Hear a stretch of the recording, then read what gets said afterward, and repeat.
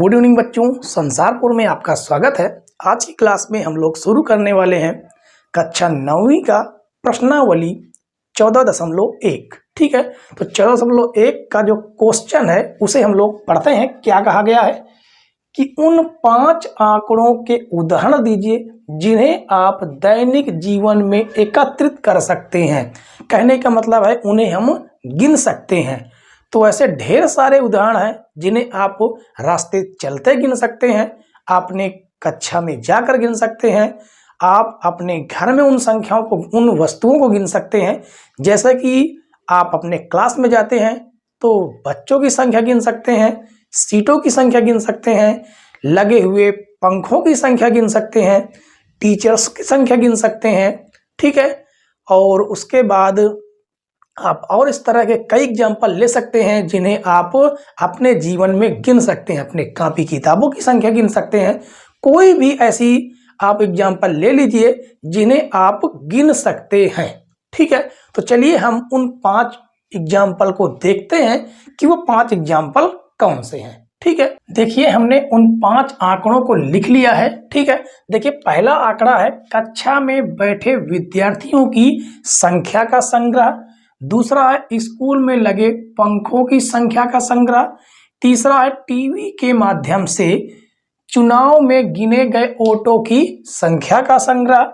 और चौथा हो जाता है किसी राज्य की जनता का सर्वेक्षण के माध्यम से जनसंख्या का संग्रह। और पांचवा हो जाता है अपने परिवार के सदस्यों की संख्या का संग्रह।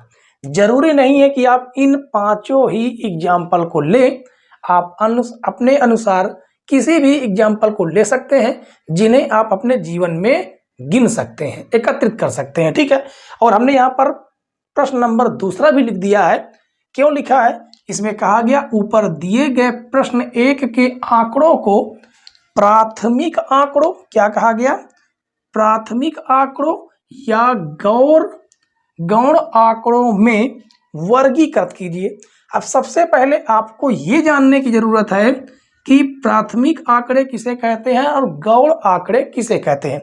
प्राथमिक आंकड़े उन्हें कहते हैं जिन्हें हम यहां पर लिख देते हैं। ठीक है, जिन्हें हम स्वयं गिन सकते हैं, स्वयं एकत्रित कर सकते हैं, एकत्रित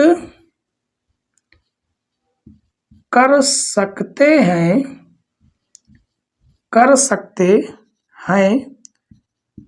उन्हें प्राथमिक आंकड़े कहते हैं। प्राथमिक आंकड़े कहते हैं। ठीक है, ये हो जाता है आपका प्राथमिक आंकड़े का परिभाषा। और गौण आंकड़े अब आप समझ गए होंगे, वह आंकड़े जिन्हें हम स्वयं एकत्रित नहीं कर सकते उन्हें हम गौण आंकड़े कहते हैं। अब इनके अंतर्गत कौन आते हैं? तो देखिए कक्षा में बैठे विद्यार्थियों की संख्या को हम स्वयं गिन सकते हैं। इसका मतलब ये आएगा आपका प्राथमिक आंकड़ों में। प्राथमिक, ठीक है, किसमें आएगा? प्राथमिक आंकड़ों में। प्राथमिक आंकड़े। और उसके बाद दूसरा देखिए इसमें कहा गया है स्कूल में लगे पंखों की संख्या का संग्रह। तो ये भी आपका प्राथमिक आंकड़ा है। प्राथमिक आंकड़े ये भी हैं। उसके बाद आ जाता है टीवी के माध्यम से चुनाव में गिने गए वोटों की संख्या। इसको आप स्वयं नहीं गिन सकते, इसे आप दूसरों के माध्यम से जानकारी प्राप्त किए हैं। इसका मतलब ये होगा आपका गौण आंकड़ा, गौण आंकड़े। ठीक है, ये हो जाएंगे कौन से? गौण आंकड़े हो जाएंगे। उसके बाद चौथा आता है किसी राज्य की जनसंख्या का सर्वेक्षण के माध्यम से जनसंख्या का संग्रह। देखे होंगे कि आपके घर पर आते हैं सर्वेक्षण करने के लिए लोग कि आपके परिवार में कितनी संख्या है, कितने जनसंख्या है, कितने बच्चे हैं, कितने वयस्क हैं, कितने बूढ़े हैं। ठीक है, तो इसका मतलब ये भी क्या है, गौण आंकड़े, गौण आंकड़े हैं। और उसके बाद तीसरा आ जाता है अपने परिवार के सदस्यों की संख्या का संग्रह। इसे आप स्वयं गिन सकते हैं, तो ये हो जाएगा आपका प्राथमिक आंकड़े, प्राथमिक आंकड़े।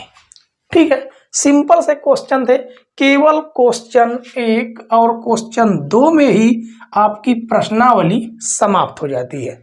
ठीक है, बिल्कुल छोटी सी प्रश्नावली थी, मात्र 2 क्वेश्चन की, और आशा करते हैं कि आपको ये दोनों क्वेश्चन पूरी तरह से समझ में आ गए होंगे। ठीक है, और समझ में आए हों तो वीडियो को लाइक, शेयर और सब्सक्राइब करना ना भूलें। ठीक है, वीडियो देखने के लिए धन्यवाद बच्चों। जय हिंद।